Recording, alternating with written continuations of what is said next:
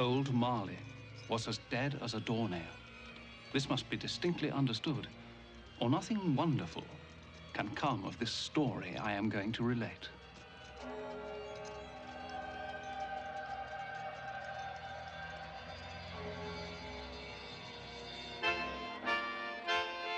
On Christmas night all Christians sing to hear the news the angels bring. On Christmas night all Christians sing to hear the news the angels bring.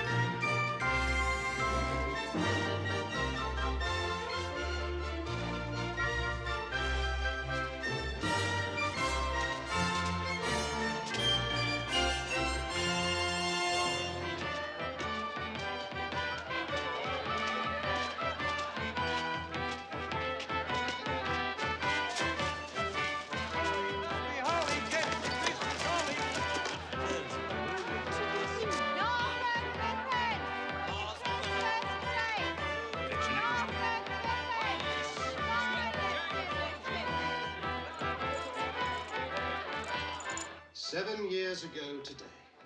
What's that you say? Mr. Marley died. 7 years ago this very day. Would it be too much to ask that you return to the work for which I pay you so handsomely? Mr. Cratchit! The fire's gone cold, Mr. Scrooge. Come over here, Mr. Cratchit. What is this? A shirt. And this? A waistcoat. And this? A coat. These are garments, Mr. Cratchit. Garments were invented by the human race's protection against the cold. Once purchased, they may be used indefinitely for the purpose for which they are intended. Coal burns. Coal is momentary, and coal is costly. There will be no more coal burnt in this office today. Is that quite clear, Mr. Cratchit? Yes, sir. Now, please get back to work before I am forced to conclude that your services are no longer required. Yes, sir.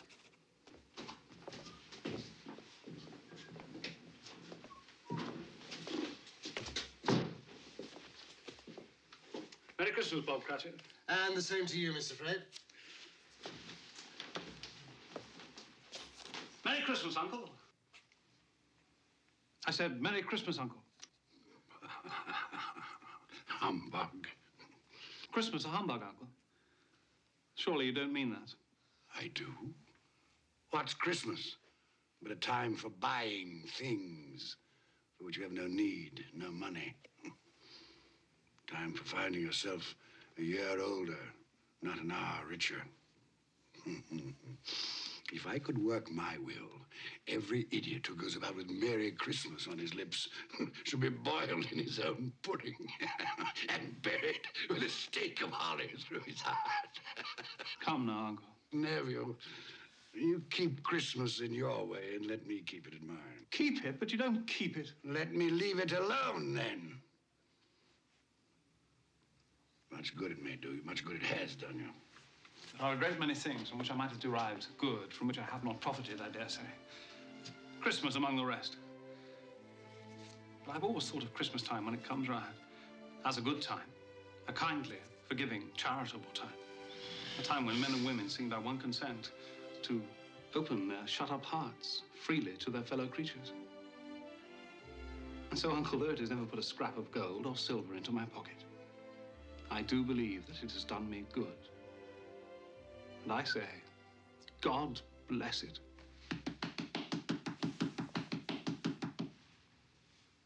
Not a sound from you, and you'll keep your Christmas by losing your situation. You're quite a powerful speaker, sir. I wonder you don't go into Parliament. Please don't be angry, Uncle. Come, dine with us tomorrow. Dine? I'd see myself in hell first. It would be a great joy to me. And to my wife. Yes, your wife. I'm told she brought very little to the marriage. A poor girl, I understand. I love her. And she loves me. Love. Good afternoon, nephew. I want nothing from you. I ask nothing of you. Why can't we be friends? You are wasting my time. I'm sorry to find you so resolute. We've never had a quarrel, so far as I know. And so I shall keep my good humor. And wish you a Merry Christmas.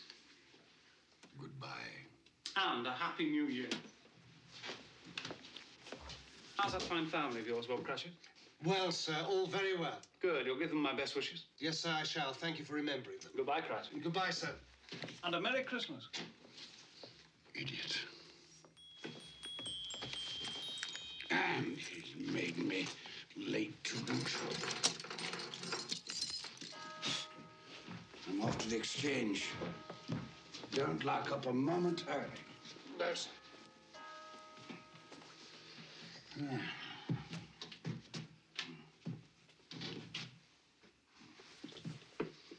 You'll want all day tomorrow, I suppose. If it's quite convenient, sir. It's not convenient, and it's not fair. If I were to hold back half a crown from your pay for it, you'd think yourself ill-used, I'll be bound. But you don't think me ill-used when I pay a day's wages for no work. Christmas comes but once a year, sir. Poor excuse for picking a man's pocket every 25th of December. And I suppose you must have it. Be here all the earlier the next morning, Cratchit. Yes, sir, I shall. I certainly shall. Make sure. Yes, sir. And a Merry Christmas to you, Mr. Scrooge. Humbug. Ah.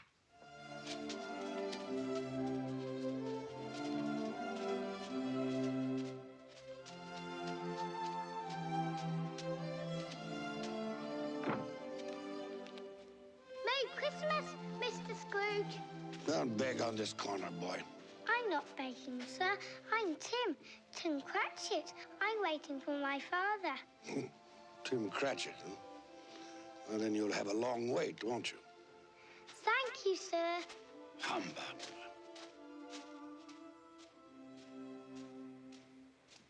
Our Saviour Christ and His Lady on Christmas Day, on Christmas Day. Our Saviour Christ and His Lady on Christmas Day in the morning. Clear the road. They with Out of the us way. Let me sail the through. ships all three on Christmas Day, on Christmas Day.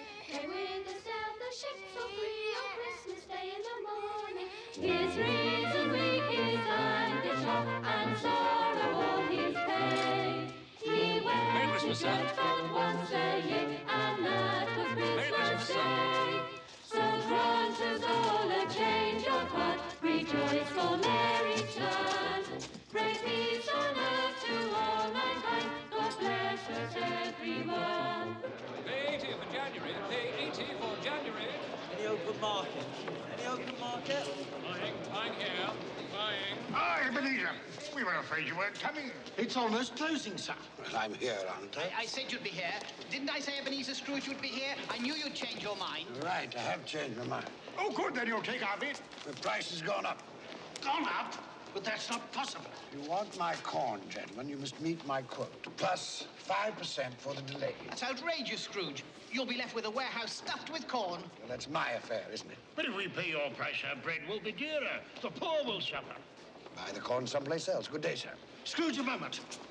We'll take your corn at the price you quoted yesterday. Too late. If you wait until tomorrow, it'll cost you another 5%. Damn it, Scrooge, it's not fair. No, but it's business. I'll give you a moment to make up your minds.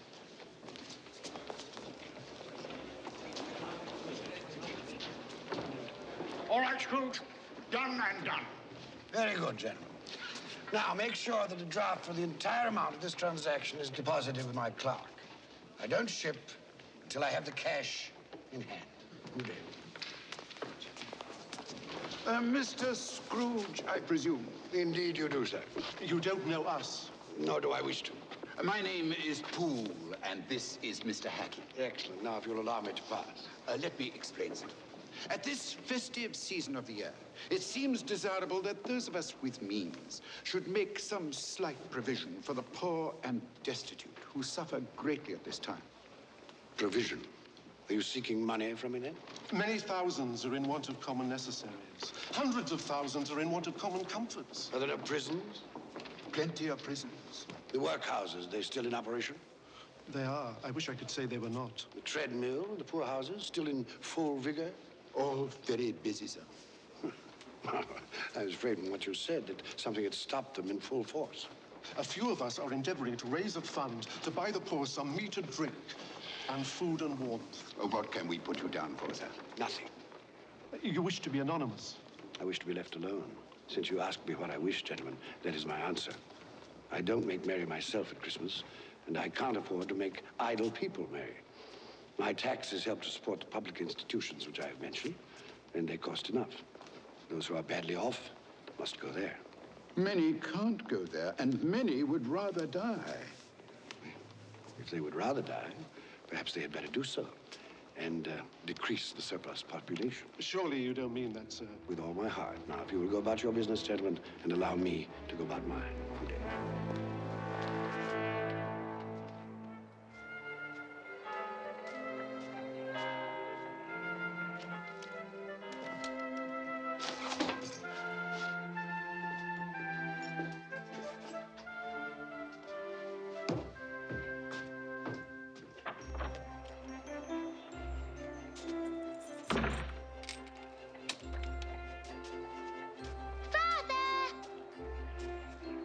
Tim, you must be frozen. I'm all right now. Could we go home by Cornhill and watch the boys and girls play in the snow? Of course we can. Tim, I'm to have the whole day off tomorrow. We'll be together, the whole family, for the entire day. Hurrah for Christmas, the best day of the year! Each stroke will tell that it is hot and cold in all his days. His reason weak, his anger shock, and sorrow all his pain. Look. They're having such fun, Father. Go and get it, You'll be there one day, playing with the other children. I'm quite sure I will. I feel I'm getting stronger every day.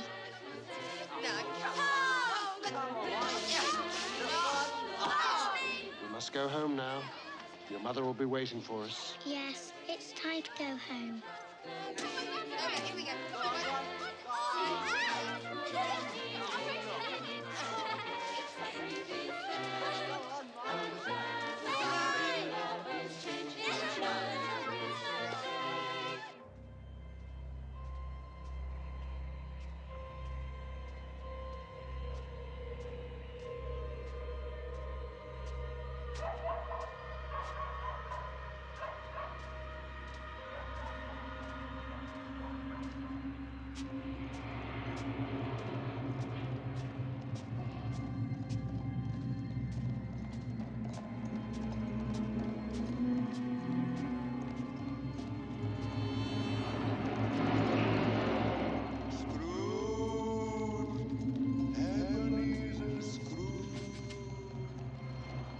Calling me. No one call my name.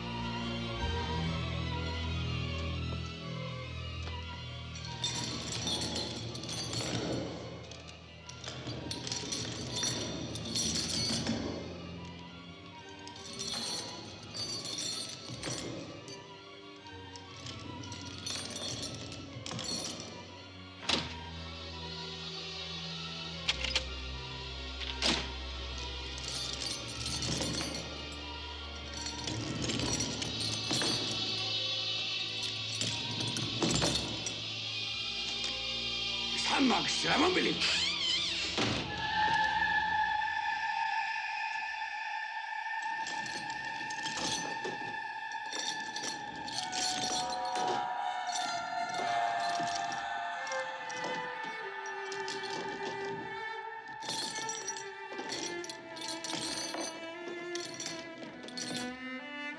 What do you want with me?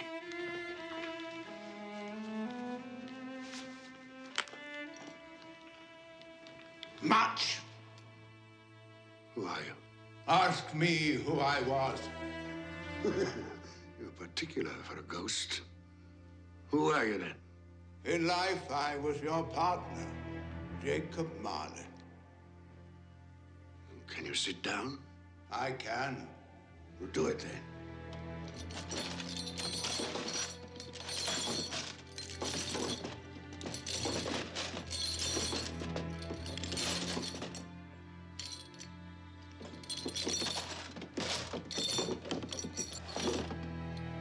You don't believe in me.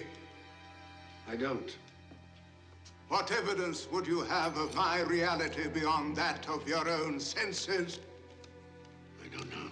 Why do you doubt your senses? Because a little thing affects them. A slight disorder of the stomach. It might be a bit of bad beef, a blot of mustard, a fragment of an underdone potato.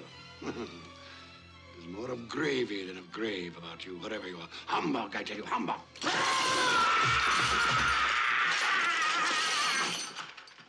Mercy. Dreadful apparition. Why do you trouble me? Man of the worldly mind, do you believe in me or not? I do. I must. But why do spirits walk the earth? Why do you come to me? It is required of every man that the spirit within him should walk abroad among his fellow men and travel far and wide. And if that spirit goes not forth in life, it is condemned to do so after death. It is doomed to wander through the world and witness what it cannot share, but might have shared, and turn to happiness. The chain. Tell me why. I wear the chain I forged in life. I made it link by link and yard by yard. Is its pattern strange to you? Or would you know the weight and length of the strong coil you bear yourself? It was as full, as heavy, and as long as this 7 Christmas Eves ago, you have labored on it since. It is a ponderous chain. I see no chain. Mine were invisible until the day of my death, as yours shall be. Tell me more. Speak comfort to me. I have none to give. My spirit never walked beyond our counting house. In life, my spirit never roved beyond the narrow limits of our money-changing hole. No doubt of that. You always were a good man of business. Business?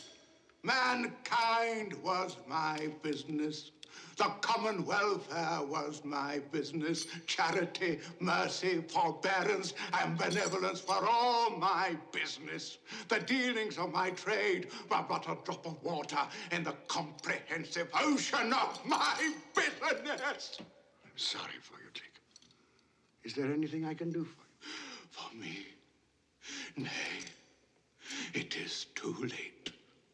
But I have come for your sake, Ebenezer. Have you? Well, you always were a good friend. As part of my penance, I have been sent to warn you. And so you have? And to offer you a hope and chance of escaping my fate. You will be haunted by 3 spirits. 3 spirits? Is that the chance and hope you mentioned? It is. Well, in that case, I think I'd rather not. Expect the first tonight. when the bell tolls 1. Couldn't they all come at the same time, Jacob, and have it over? Expect the 2nd on the stroke of 2. The 3rd, more mercurial, shall appear in his own good time.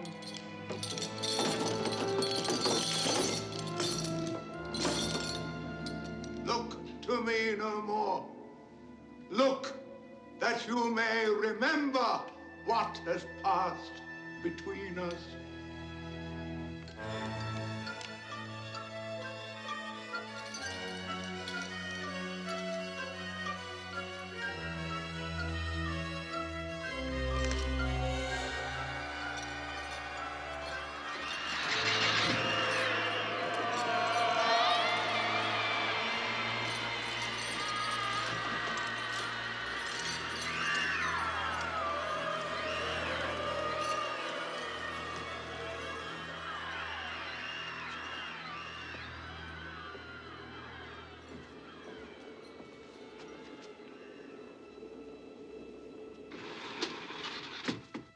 Humbug.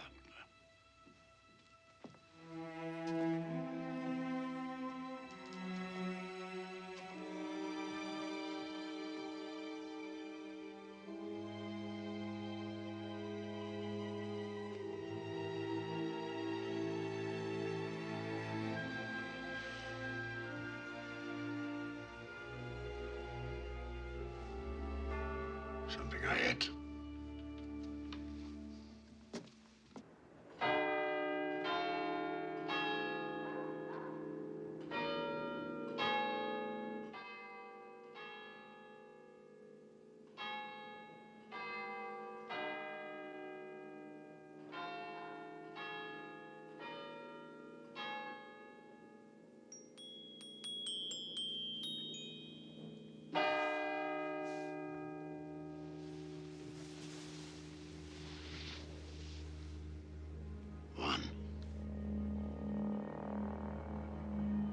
What was it Marley said?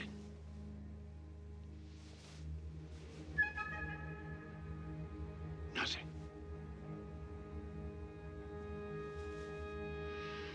Just a dream, then.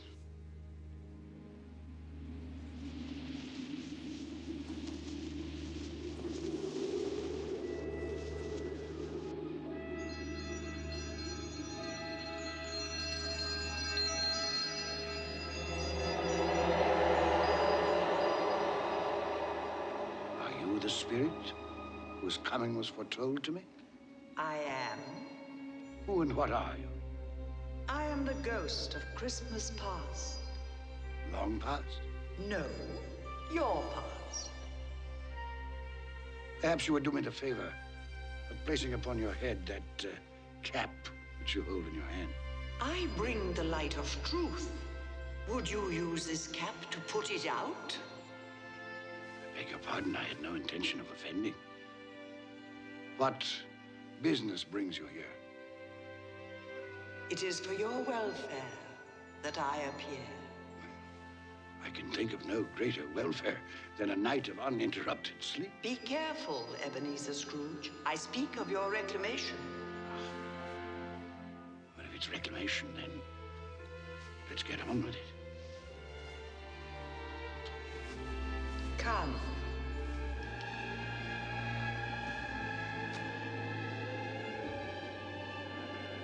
We shall be invisible and silent as the grave. You will now see a child, a youth. You will see yourself, Ebenezer. The air is so clean. How different from the city. Do you know where you are? Of course, I was bred here. I was a boy in this place. That's Daniel Costas. Robert Estes. Hello, Daniel.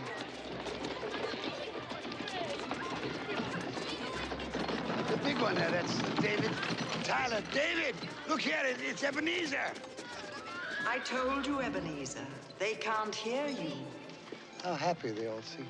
That's right, they do. Yes, well, it's time to move on. Come along, Ebenezer. You know the way. I could walk it blindfolded. Your school. I remember. And it's Christmas Day. There's a boy in there, neglected. The boy is deserted by his friends and his family. His mother is dead. His father holds him a grudge. Why does his father hold him a grudge?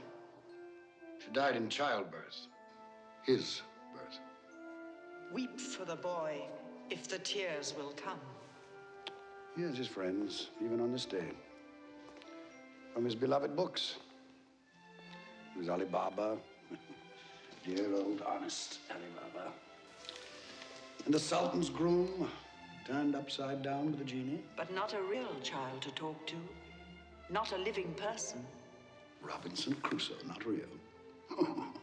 And Friday, and the parrot, with green body and yellow tail, not real. He made do, this boy. Let us see another Christmas Day. When you were a youth. Fan. Fan! Dear, dear brother! I've come to bring you home, dear brother. To bring you home. Home.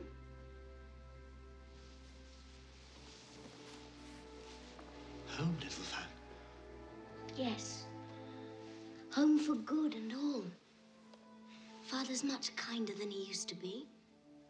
He spoke to me so gently one dear night that I was not afraid to ask once more if you might come home. And he said, yes, you should. And sent me in a coach to bring you.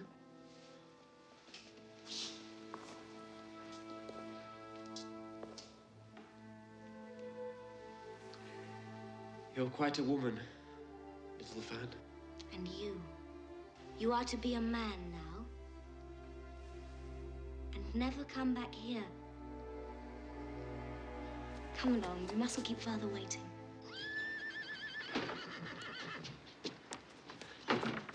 Father! There, boy, there. Stand still now. Let me look at you.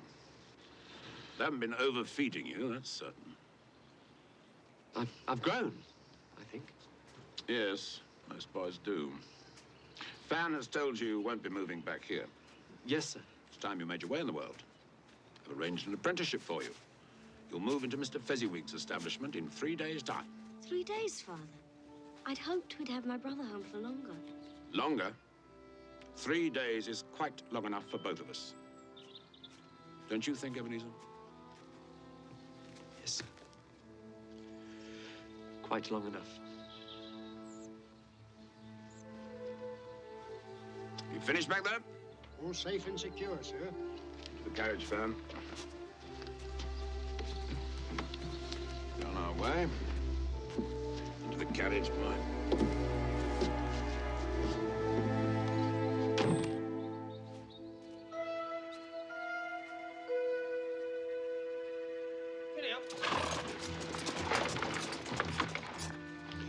Fan pleaded for more time, but my father was very stern man. Fan. She died a young woman. She had such a generous nature. Yes, too young. Old enough to bear a child. One son, Fred, your nephew, Fred Hollowell, yes. who bears a strong resemblance to your sister. Does he?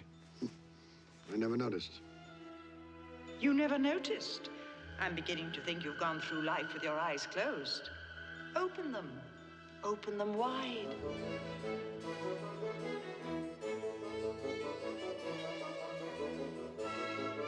You know this man? It's old Fezziwig. Hmm? Oh, yes, my dear. Would you ask Mr. Pulling to refer that matter to Mr. Scrooge? Eh? Thank you, my dear. And you know this place? No, was I not apprenticed here? Pay attention, everybody. Dick, Ebenezer, pens down. No more work tonight, boys. It is Christmas Eve. So, close those letters down, Ebenezer and Dick. Clear away in here, everybody. We need the room. Here we go, lad. You'll enjoy yourself tonight, Master Ebenezer. That is an order. Yes, sir, I'll try. Well, put your heart in it.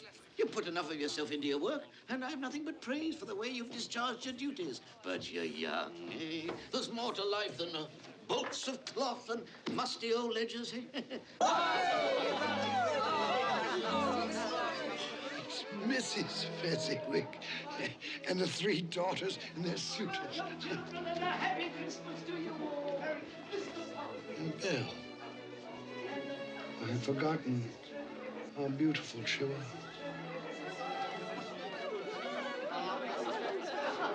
Hello, Belle. Hello. Would you like to dance? Yes.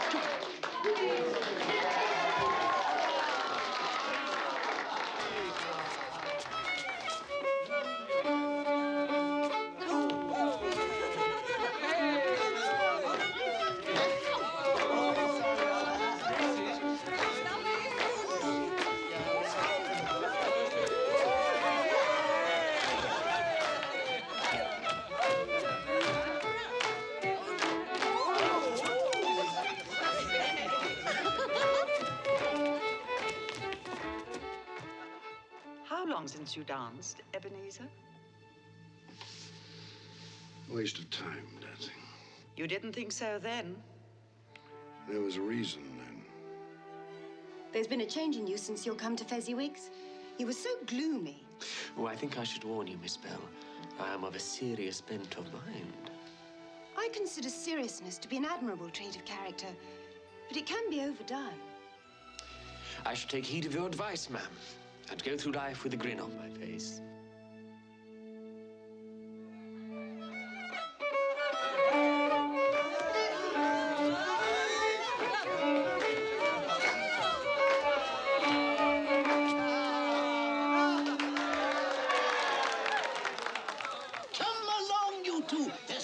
Sir Roger de Coverley. Time enough to sample the punch when you're old and fat like me, eh? Oh, I'd best partner my wife before that young scamp goes dancing off with her. Oh, what a difference it makes, Ebenezer, to travel the rough road of life with the right female to help bear the burden, eh?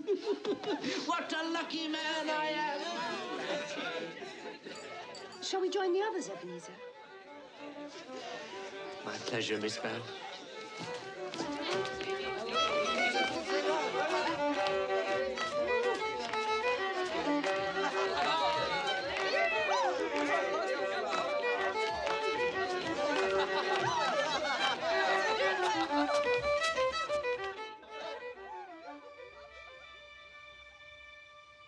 Old Fezziwig.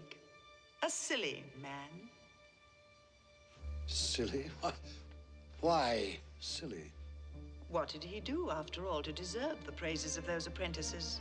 Spent a few pounds, danced like a monkey, beamed a great smile. Well, the happiness I gave was quite as great as though it had cost £1,000. Just small things.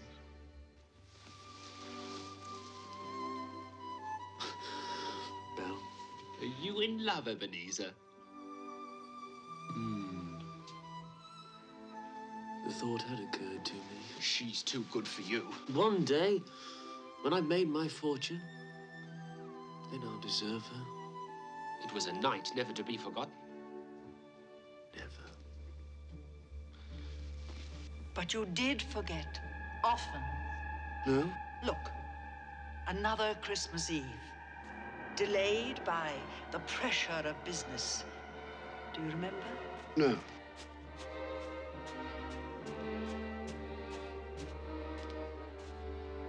Hello, Belle.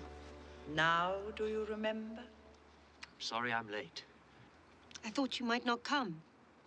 I know how busy you are. Well, the time of year and the nature of my business, it's important now that I use my time and opportunities wisely. Another idol has displaced me. What idol has displaced you? A golden one. All your hopes have merged into a master passion. Profit, The thought of money engrosses you. Perhaps I've become wiser. But I've not changed towards you. Our contract is an old one.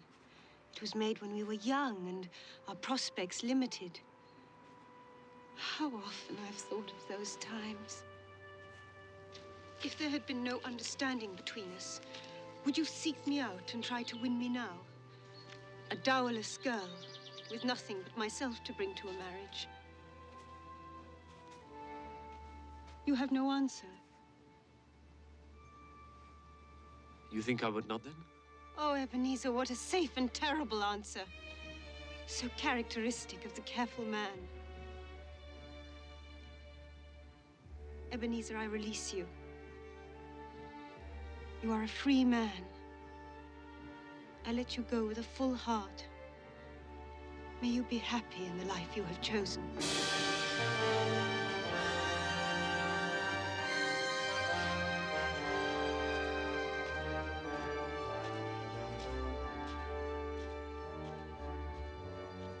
I almost went after her. Almost carries no weight, especially in matters of the heart. And you did have a heart, didn't you, Ebenezer? Why didn't you follow her? Upon his death, my father left me a small inheritance. Belle wished to be married, insisting that we could get along on very little. But I wanted something more for both of us.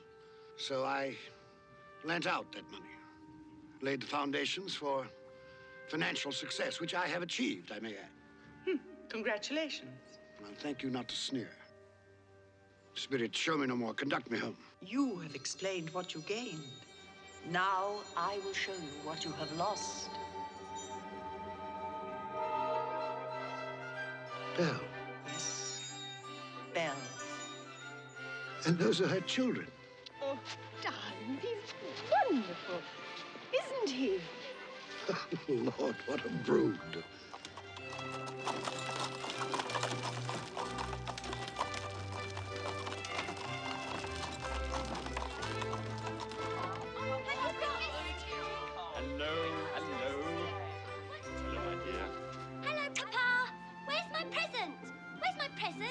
You'll have to wait until tonight. All of you. Presents on Christmas Eve, as usual. Fancy. It might have been mine. The same thought occurred to me. I saw an old friend of yours in the city this afternoon. Who was it? Guess. I can't. I don't know. Ebenezer Scrooge. Mr. Scrooge it was. I passed his office window and it was not shuttered. He had a single candle lit upon his desk. His partner, Jacob Marley, lies on the point of death, I hear. And there he sat, Ebenezer Scrooge, alone. Quite alone in the world, I do believe. Poor Ebenezer. Poor wretched man. Spare me your pity. I have no need of it. They can't hear you. And as for you, I've had enough of your pictures from the past. Leave me. Haunt me no longer.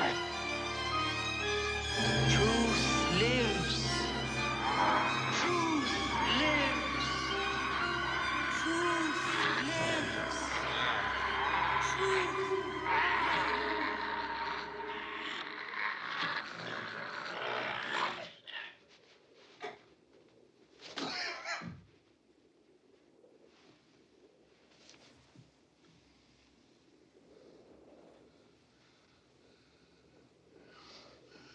A nightmare.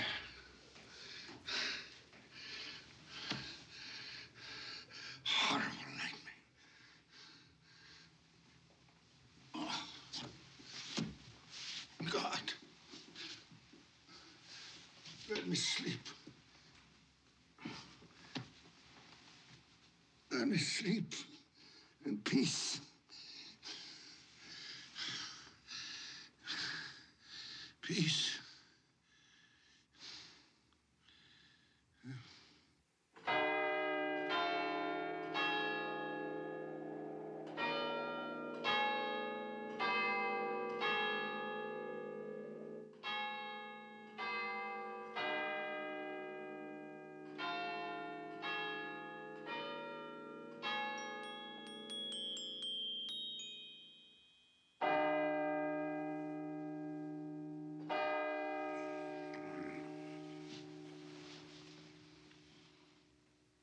too.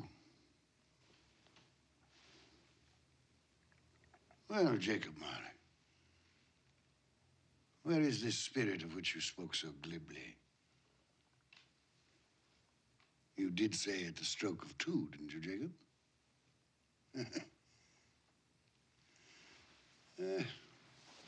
Mistaken in death, as you were in life, old partner.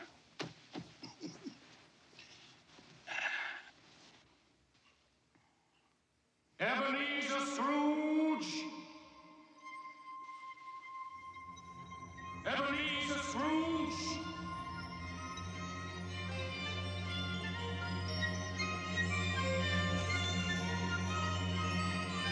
Come in! I intend to.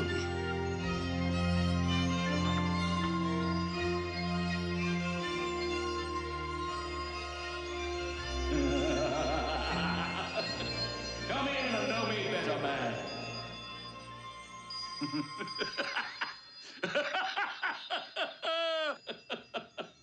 You've never seen the likes of me before, eh? It's quite true, I have not. You never walked forth with any of the younger members of my family? No, not that I remember. Nor any of my elder brothers born these later years? I'm afraid not, no. Do you have many brothers, Spirit? Over 1,800! Tremendous family to provide for. Take hold of my robe, Ebenezer Scrooge.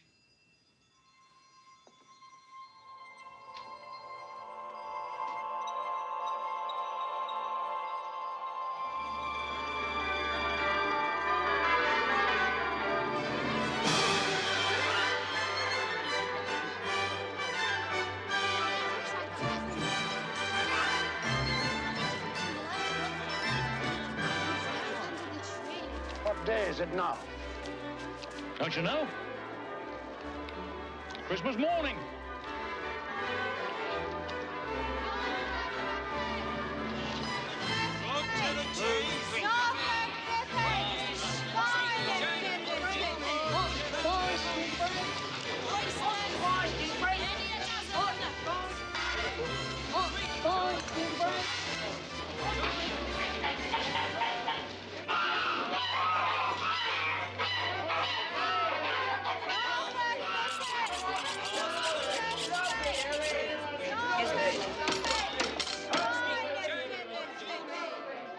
There's a lot of buying, isn't there?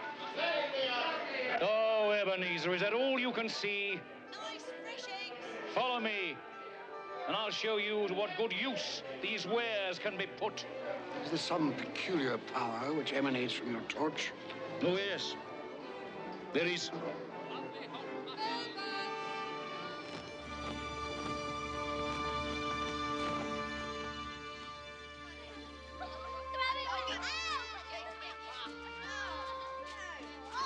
Do you know this house? I can't say I do. It is the house of Bob Cratchit. Is he? Well, he does very well on 15 bob a week. Shall we go in? I wouldn't want to disturb.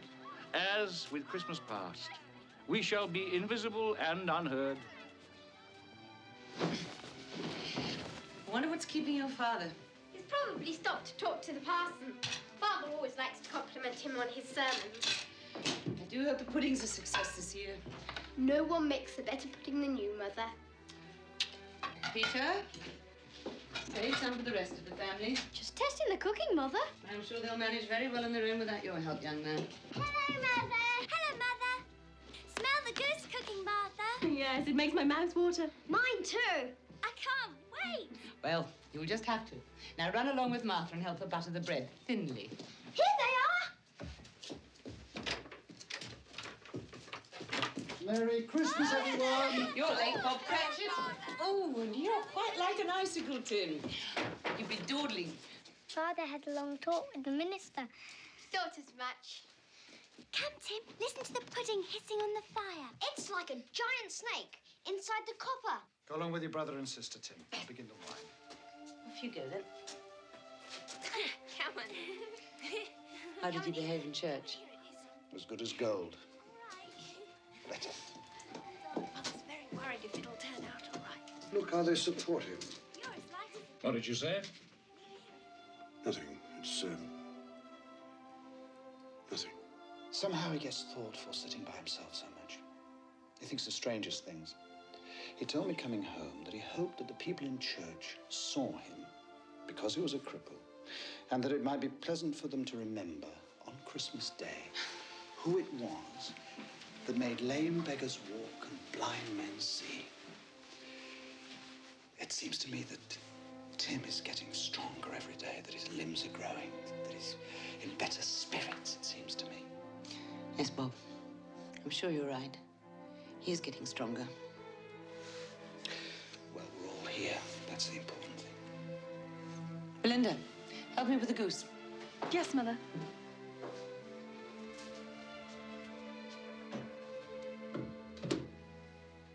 Peter, I have some good news for you. I met by chance this morning at church a fine gentleman, Fred Hollywell by name. He's a nephew of our own Mr. Scrooge, and he remembered that I have a son coming of working age, and he told me that he had a position open starting at 3 shillings and 6pence every week. 3 shillings and 6pence every week? So, if you are agreeable, you may start work on Monday next. Now I can begin to help you and Mother. More important, you shall be embarking on a fine career. To start a boy at 3 and 6pence a week. Hey, it's typical of my nephew. It's no wonder he's never been able to put by a penny. Perhaps he's put by more than money. Fred? He's doing this to spite me, you know? Employing the son of my employee at an exorbitant wage.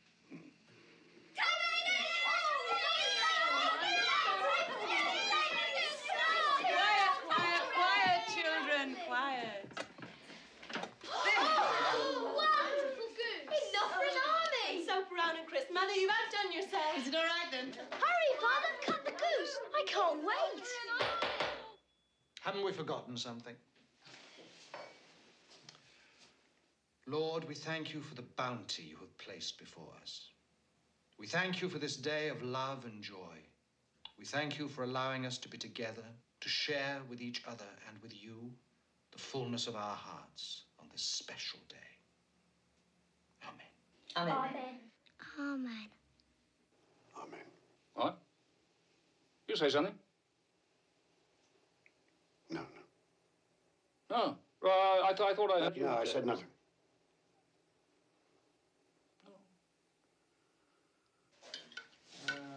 Peter. Alice.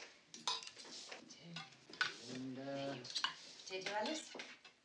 A very small goose.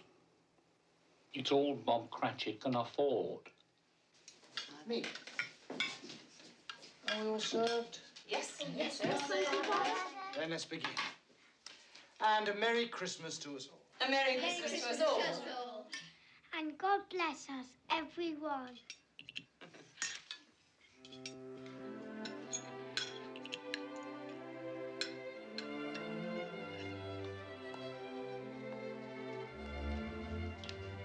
Tell me, Spirit, will he live? I see a vacant place at this table. I see a crutch without an owner, carefully preserved. If these shadows remain unaltered by the future, the child will die. No, say he will be spared. If these shadows remain unaltered by the future, none other of my species will find him here. But if he is to die, then let him die, and decrease the surplus population. You use my own words against me. So perhaps in the future you will hold your tongue until you have discovered what the surplus population is and where it is. It may well be that in the sight of heaven you are more worthless and less fit to live than millions like this poor man's child.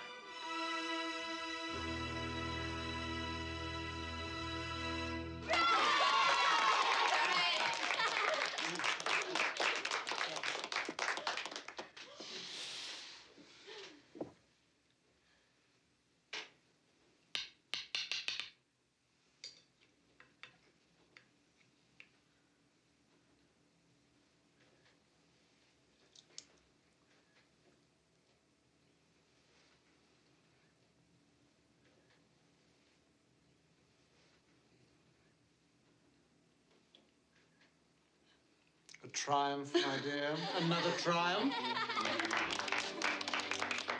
I told you so, Mother. Well, it's a success. What a relief for Mrs. Cratchit. Now their feast is over. Not quite. Just one more ceremonious moment. Look.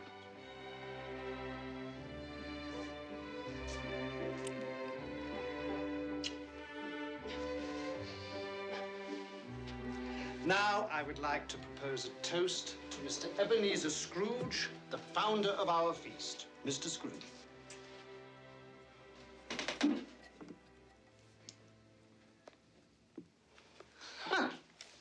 The founder of our feast, indeed. I wish I had him here. I'd give him a piece of my mind to feast upon, and hope he had a good appetite for it. My dear, the children, it's Christmas Day. It should be Christmas Day, when one would drink the health of such a stingy, odious, mean, hard, unfeeling man as Mr. Ebenezer Scrooge. My dear, have some charity.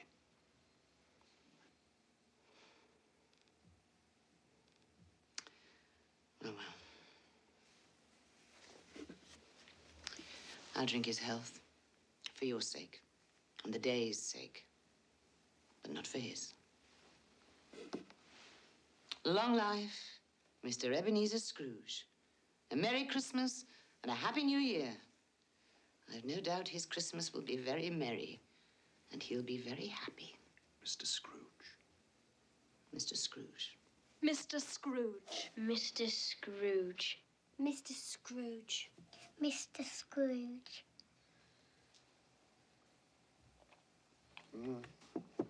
He's made a point, Bob Cratchit has. Without me, there would be no feast, no goose at all.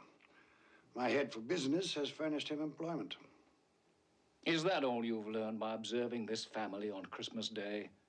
Oh, no, not all, but one must speak up for oneself, for one's life. Oh, here it is. Here we come, a-wassailing among the leaves so green. Here we come, a-wandering so fair to be seen. Love and joy come to you, and a Merry Christmas too. And God bless you and send you a Happy New Year. We have some time left. Take my robe. Love and joy come to you, and a Merry Christmas too. And God bless you and send you a Happy New Year.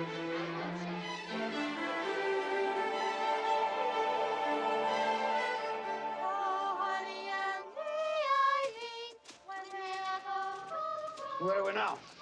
Just a street. Any street. This house. We'll go in here. Think it might amuse you. I'm in no mood to be amused.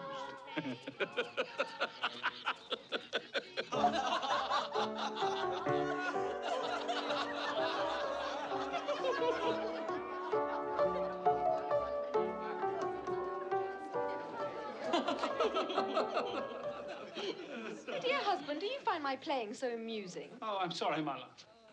I was thinking of his face yesterday. Humbug, he said. Humbug. He said that Christmas was a humbug. He believed it, too. I'd very much like to meet your uncle, sir. The droll way in which you portray him tickles my heart. He's a comical fellow. But not so pleasant as he might be. His offences carry their own punishment. Dear brother-in-law, it's said he's very rich. Yes, well, that is very true. But his wealth is of no use to him. He doesn't do any good with it. He doesn't even make himself comfortable with it. You must squander it. That's what you mean by comfortable. You mustn't argue with those we visit. It's useless and even tactless. Tact is a quality I despise. That I can see. I have no patience with him. Well, I have, and I feel sorry for him. Sorry for me. Who suffers from his ill whims? Himself, always.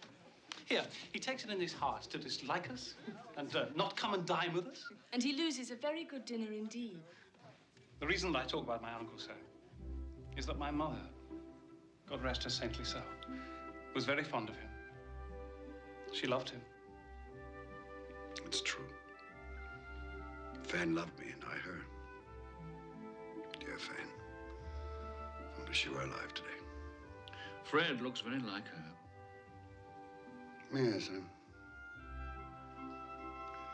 been reminded of that just recently. I was only going to say that the consequences of his taking a dislike to us and not making merry with us is that he loses some pleasant moments, which could do him no harm. And I mean to give him the same chance every year, whether he likes it or not. And every year he'll say, Christmas. Come, my dear, we must see to our guests. Hello there. Would you like some nougat? Boys, can't help myself think. Well, they seem to be happy. Well, I suppose that free food and drink would be an occasion for pleasure to most people. Happy in each other's company, I mean. Everyone, hush there. We shall have a game, a word game. Huh? Yes, a game. What should it be? Does everyone know the rules to similes? All right, everyone. Now, you shall each have 5 seconds to answer. I'll ask the question. Mr. Topper, you'll keep count. Well, I shall do my best. Now, you'll each have 5 seconds to answer. If you fail to give an acceptable answer within that time, then you must each stand behind your chair. Last one to, who's seated wins the prize. Fred, don't go on so. Just begin. Oh, I'm sorry, my love. Yes, I shall. Yes, I shall. And now, proud as. Proud as a peacock. So, dry as. As a bone. Plump as. My wife. Sorry, just a little joke. Plump as... 1. 2 seconds. A partridge. Quick as. Oh. Wind. No. 1, 2, 3, 4, 5. A wink, you idiot. Ebenezer, shh. You said they could neither see nor hear us. That's quite true. Oh, yes, sorry. Even I forget the regulations sometime. After all, I do not come back very often. Shh, I'm trying to listen to the game. Modest as. A maiden. No. Well, I'm sure it's a well-known simile. Well, I was thinking of modest as a violet. Right. However, I will accept your answer. Janet. Attend. Tight as. Tight as... A drum. Anyone knows that. Tight as. Not very bright, my nephew's like. Tight as your Uncle Scrooge's purse strings. Oh, Janet, that's quite wrong. And your time is up. You've lost and you must stand behind your chair. Tight as a drum. That's what I was thinking of. Good for you, Fred. The boy's got a head on his shoulders. And as for the laughter at my expense, Spirit, I'm inclined to overlook it in view of the general gaiety of the evening. It is now time to leave this pleasant scene. We have one more visit to make before my time is done. Take hold of my robe. Sly as. A fox! Yes. Red as. Red as a rose. Yeah. Silent as. The night. No. A mouse. Not at all. No, I know. The grave. Where are we now? I'm sure I don't know this place. The name would mean nothing to you. It's a place, like many in this world.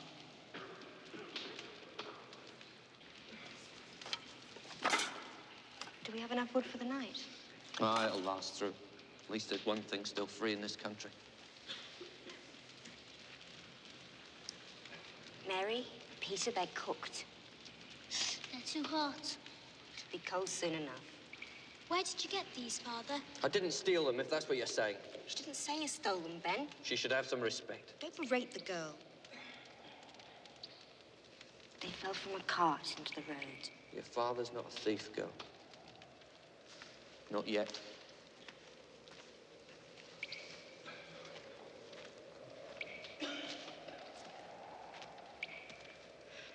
Why are these people out here? Men and women in rags, children eating scraps. They're institutions. Have you visited any of them, these institutions you speak of? No, I'm taxed for them. Isn't that enough? Is it?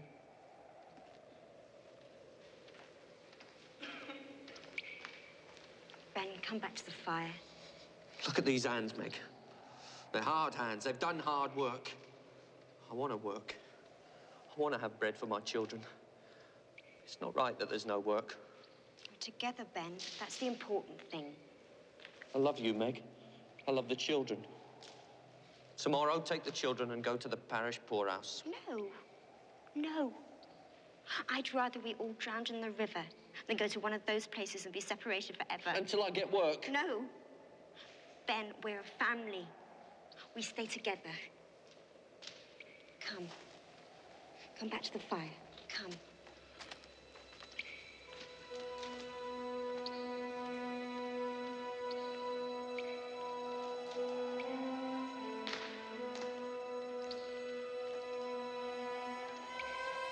How do you show me this?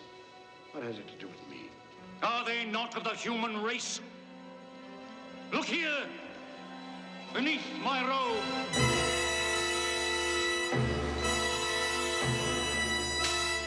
Look upon these.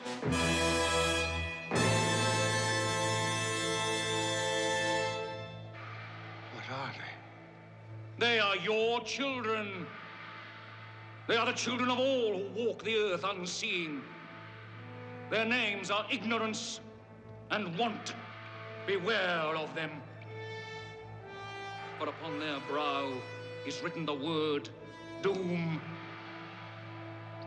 They spell the downfall of you and all who deny their existence.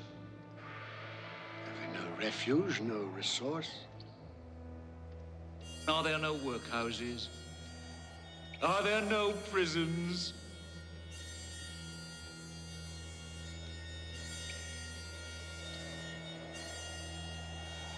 Cover them. I do not wish to see them. I thought as much. They are hidden. But they live. Oh, they live.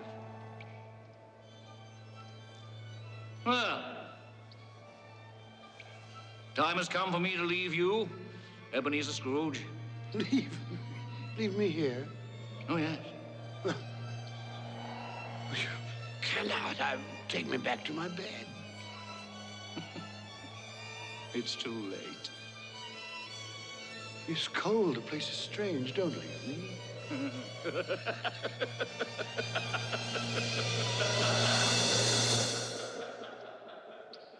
Spirit, come back. I wish to talk.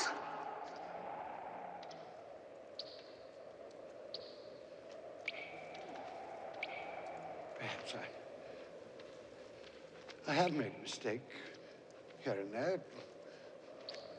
Talked too quickly about matters to which I gave no great thought. Very well, we'll have a give and take. Come to some meeting of the minds. I'm a reasonable man. Spirit! Have pity on me. Don't leave me.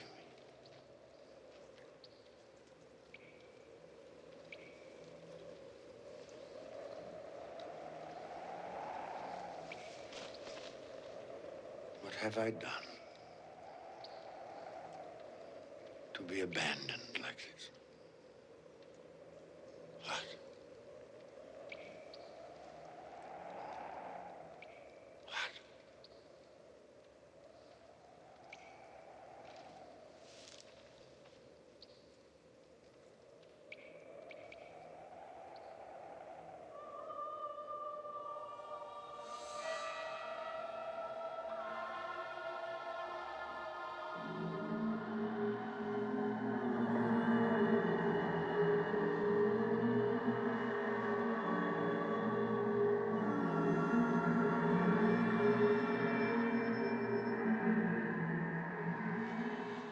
Are you the spirit which Jacob Marley foretold would visit me?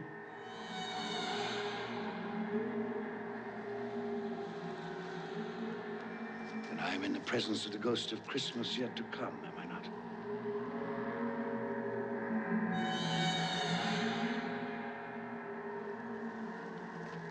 You're about to show me the shadows of the things that have not happened, but will happen in the time before us. Is that so? I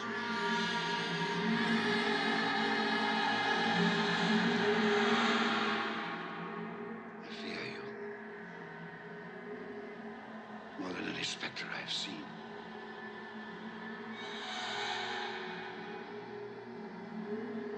prepared to bear your company. Will you not speak to me? Very well. Lead on. Night is waning fast. Time is precious to me.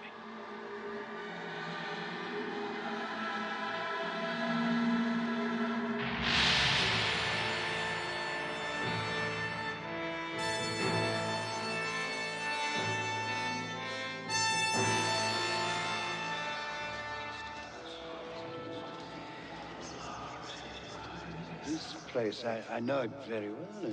The exchange, it's like a second home to me.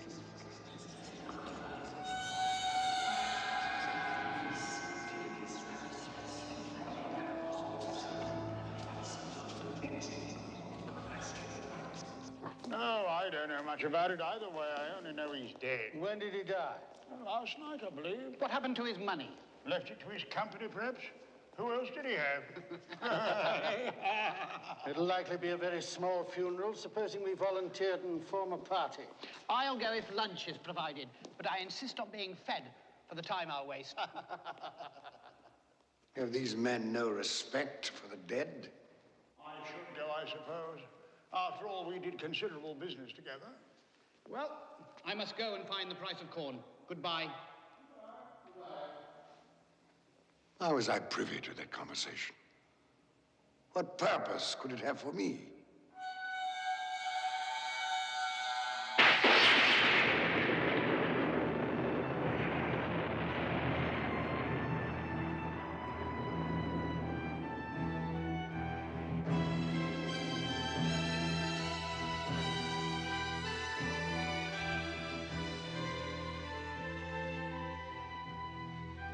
Merciful heavens, what is this?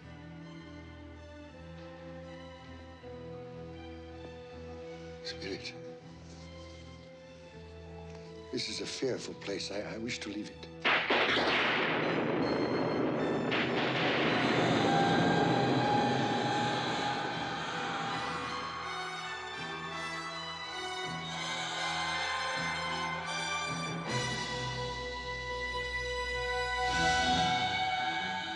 No, I will not. This you cannot make me do. I say I understand you. That is sufficient to the moment. Furthermore, there must be someone in this city who feels some emotion because of this man's death. I demand to see that person.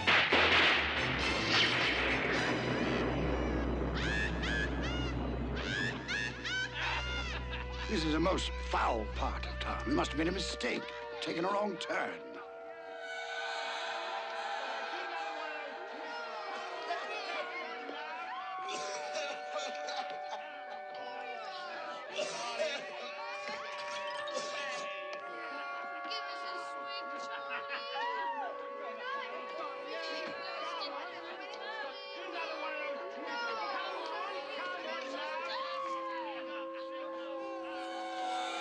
In there? I have no business to transact in there.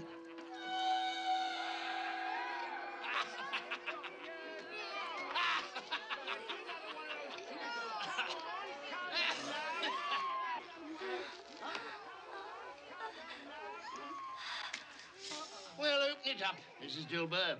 Am I to pay you for goods I haven't seen? You'll not ask me how I came by these. Every person has a right to take care of himself. That's my motto. Well, he always did. And who's the worse for the loss of a few things? Not a dead man, I suppose. No, indeed. I mean, if he'd wanted to keep him after he was dead, the wicked old screw, why wasn't he more natural in his lifetime? If he had been, he'd have had someone to look after him when he was struck with death. Instead of lying there, gasping out his last, alone, by himself.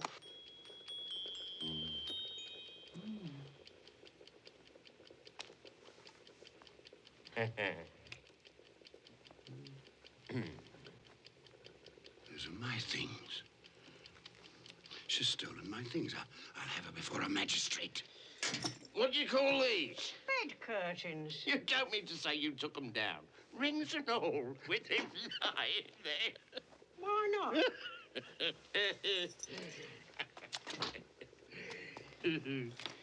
And don't get wax on his blankets. His blankets?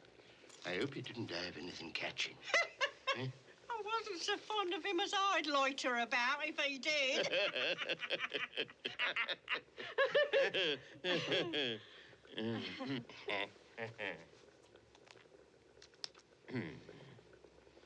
Well, what's your offer then?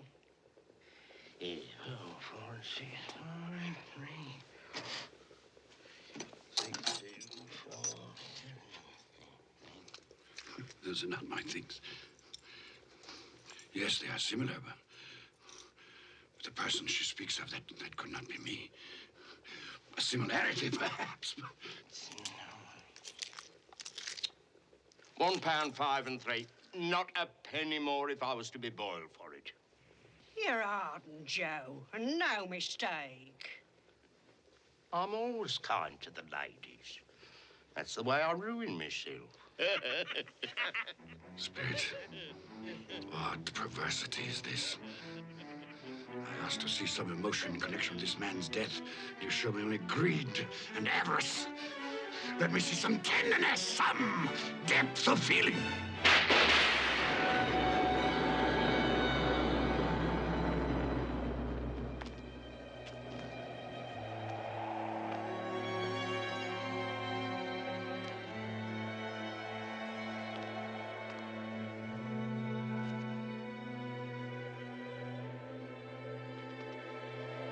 Must be some confusion. Your fellow spirit brought me here earlier. Very well. You're devilish hard to have a conversation with. Suffer the little children to come unto me, and forbid them not, for such is the kingdom of God. Verily I say unto you, whosoever shall not receive the kingdom of God as a little child, he shall not enter therein. This colour hurts my eyes.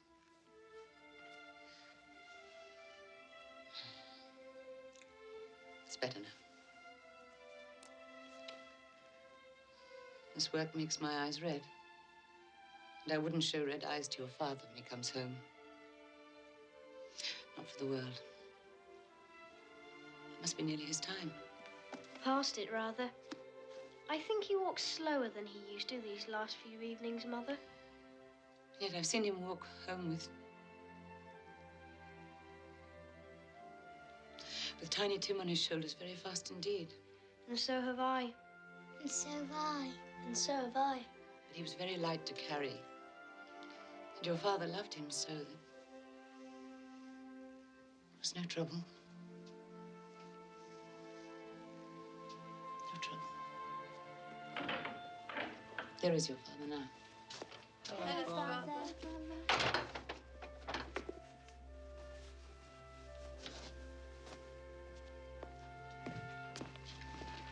Hello, my dear.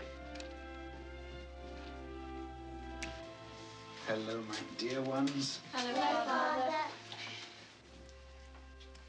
You're late. We were worried about you. I'm glad you're home, Father. I am too. You've become quite a little harmful. The reason that I'm late is because I walked by there today. Today? I couldn't keep away. It's so quiet and green. You shall see it on Sunday. We shall all go on Sunday. I promised him that every Sunday I would walk. My little child. My little child.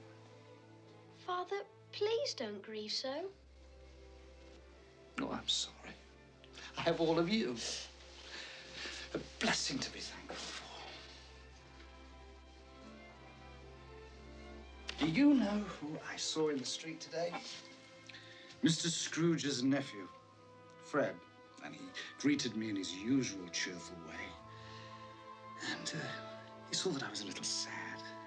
He asked me what was distressing me, and when I told him, he said that he was heartily sorry for it. And, Robert, Tim is part of all of us. And for his sake, we must go on living. So long as we love one another, he will always be alive. Yes, of course, Mattie. But however and whenever we are parted from one another, I'm sure that none of us will ever forget poor Tiny Tim. No, never. And when we recollect how patient he was and how mild, although he was but a little child, I'm sure that we will not easily quarrel among ourselves. I am a happy man. I am a truly happy man. I asked for tenderness and depth of feeling, and you've shown me that. Nothing more I need see. Take me home.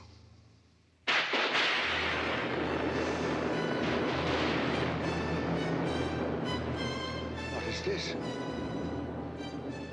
I thought we had agreed that you would transport me home.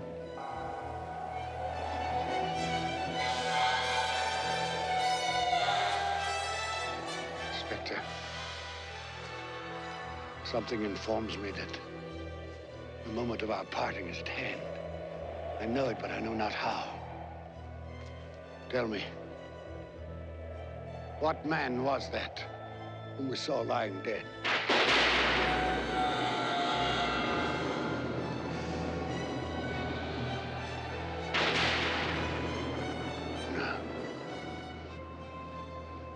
No, before I draw near to that stone, answer me this. Are the things you have shown me the shadows of the things that will be? Or are they the shadows of the things that may be only?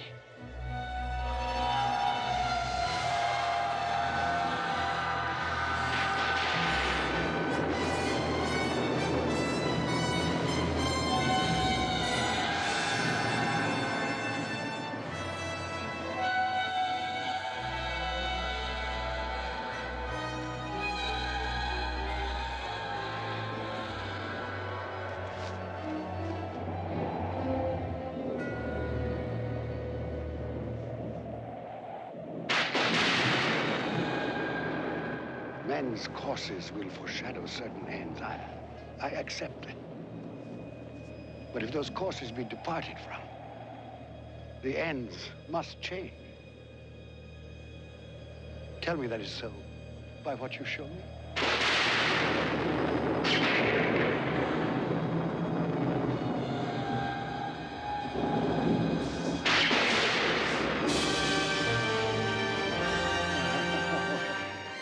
Dear me, I am not the man I was. I will not be the man I must have been but for this visitation. Why show me this if I am past all hope? Good Spirit, your nature intercedes for me and pities me. Say that I may change these things by an altered life. I will honor Christmas in my heart and try to keep it all the year. I will live in the past, present, and the future. The spirits of all three shall strive within me. I will not shut out the lessons that they teach. Tell me.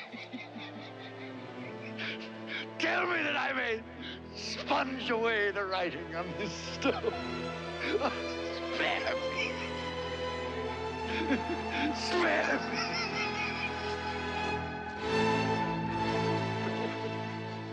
Spare me.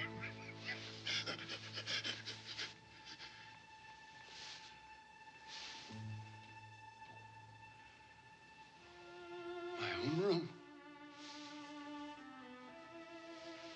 I'm alive. Oh, thank you, Spirit. I will keep my promise. I will live in the past, present, and the future. The spirits of all three will strive within me. Oh, heaven and Christmas time be praised for this. I say this on my knees, Jacob Marley. On my knees.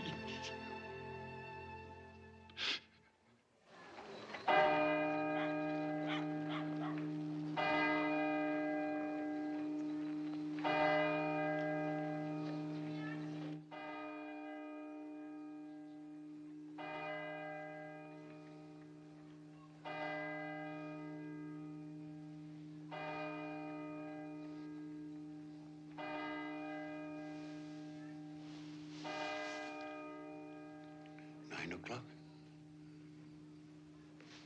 And daylight. But what day?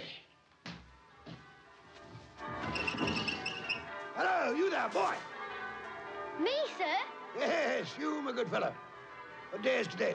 Today? Why, it's Christmas Day, of course. Christmas Day. I haven't missed it. The spirits did it all in one night. Well, they can do anything they like. Of course they can. Hello, my fine fellow. Hello. Do you know the poulterers in the next street but one, on the corner? I should hope I did. Intelligent boy, remarkable boy. Do you know if they've sold the prize turkey that was hanging there? What? The one as big as me? Delightful boy. Pleasure talking to you. Yes, the one as big as you. It's hanging there now. Well, go and buy it. Yes, go and buy it and bring them round so that I may tell them where to deliver it. Come back with the man, I'll give you a shilling. Come back in less than 5 minutes, I'll give you half a crown.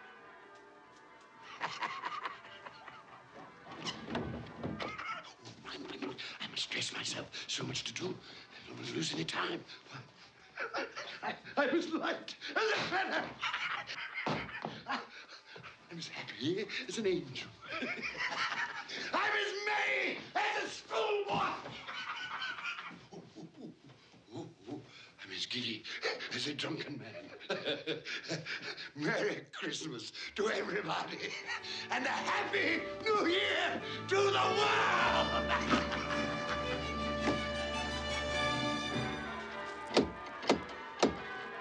If this be a prank, boy, I'll box your ears. He was in that window. I swear it. Oh, there you are. This boy here says you wish to purchase this turkey here. Yes, quite right.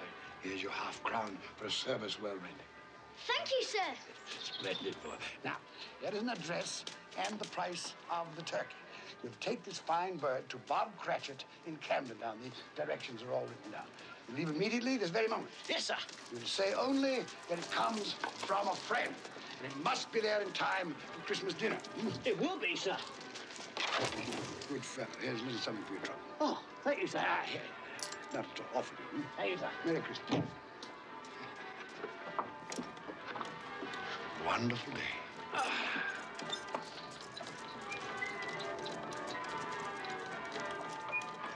So grant us all a change of heart. Good morning. Merry Christmas to you. Like angels. Yes, exactly. You sing excellently well here. Thank you. It is I who thank you for that glorious music on this glorious Christmas day.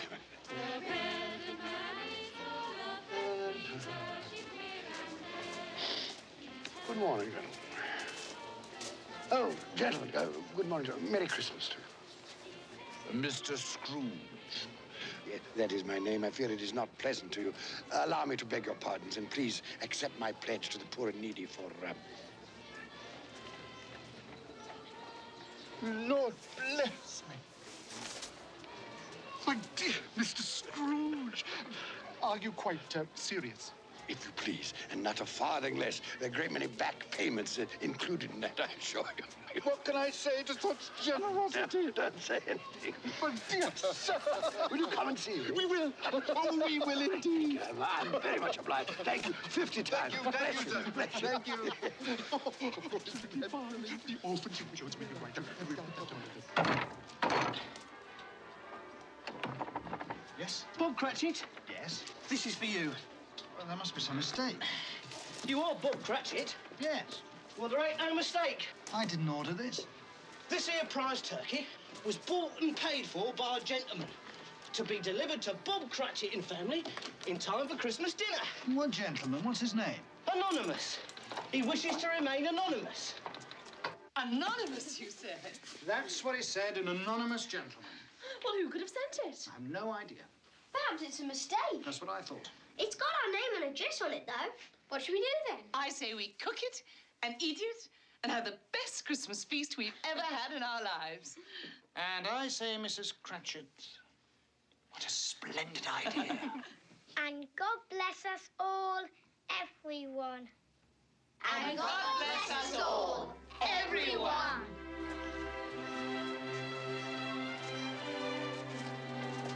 Merry Christmas, sir. Merry Christmas.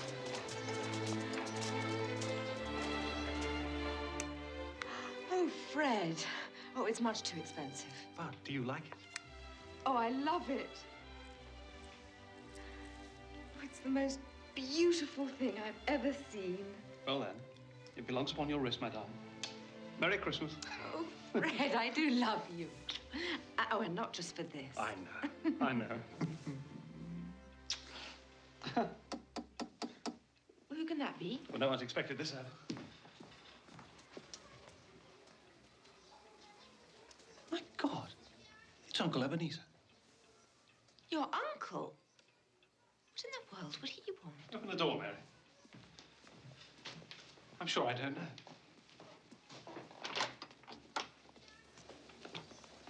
Fred, Uncle Ebenezer. may I come in? Yes, come in. Please. Thank you. Do come in. Good afternoon, madam. Merry Christmas to you. Merry Christmas to you. Oh, Uncle Ebenezer. This is my wife, Janet. Janet, this is Uncle Ebenezer. It's a pleasure. More like a surprise, wouldn't you say? Well, that, too. Well, that's quite true. Quite honestly, it is a surprise. When we spoke yesterday, you made it quite clear, it seemed to me, at least, that you had no intention of accepting my annual invitation. I made other things clear, too, didn't I, Fred? That Christmas was a humbug, a waste of time and money. A false and commercial festival, devoutly to be ignored. Yes, basically that was it. Well, I've come for 3 reasons. First, to beg your pardon for the things I said about Christmas. That was a humbug, Fred. Was it? I didn't know it then, but I know it now. Secondly, I've come to meet your wife. Well, here she is. Yes. And a very beautiful woman she is, too. Thank you.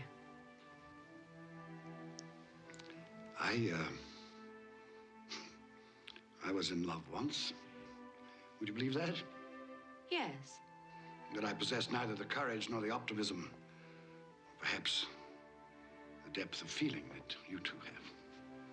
Thirdly, if the invitation to dine with you today is still in force, I accept. Of course it's still in force. Hurrah! I was sure that one day. You were sure, were you? Well, apparently you were right. Yes, I should like to dine with you and your friends. You'll be more than welcome. You like games, don't you? Yes. Yes, as a matter of fact, I do. Uh-huh. Do you ever play similes? It's one of our favorites. Perhaps we could play today. Quite possibly. I'm very good at it. And should the phrase tight as be thrown out, the answer is a drum. Why, yes, so it is. Good.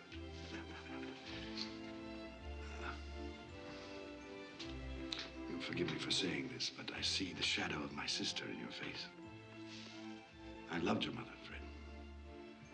For a time there, I forgot just how much I loved her. Perhaps I chose to forget. Well, now, if it isn't too much trouble, I should like to sample some of that punch fruit you're so famous. Of course. You've made us both very happy, Uncle Ebenezer. Have I? Yes. God forgive me for the time I've wasted.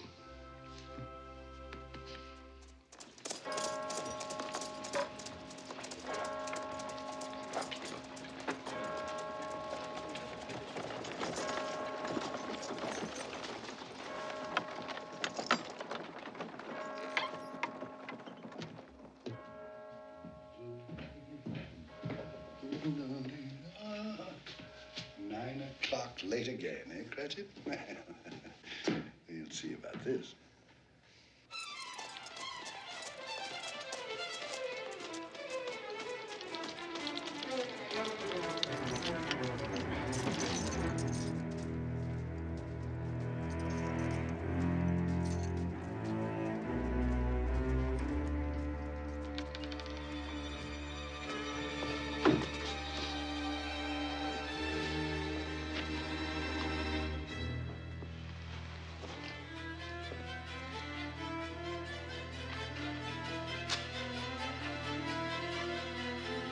Mr. Cratchit! Yes, sir.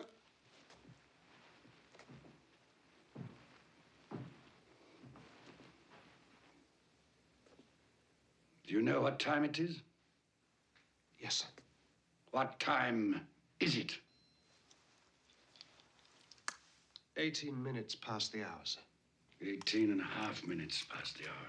What do you mean, coming here this time of day? I'm sorry, sir. I am behind my time. Yes, I think you are. Step this way, sir, if you will, please. It's only once a year, sir. It shall not be repeated. I was making rather merry yesterday.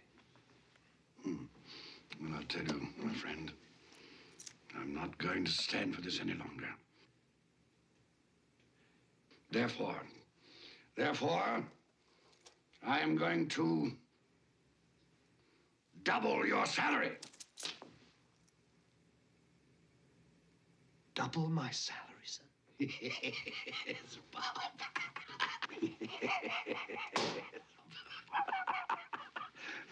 A Merry Christmas to you. I'll double your salary for a start, and I'll endeavor to assist your family in any way I can. And Tim will walk again and grow stronger and stronger upon my life, he will. Well, we'll discuss the particulars this afternoon over a Christmas bowl. Well, what's the matter with you? Nothing, sir. Well, it's just that... Nothing. Thank you, sir. My good fellow, make up the fire before we freeze to death. Buy some more coal before you dot another I, Bob Cratchit. Yes, sir.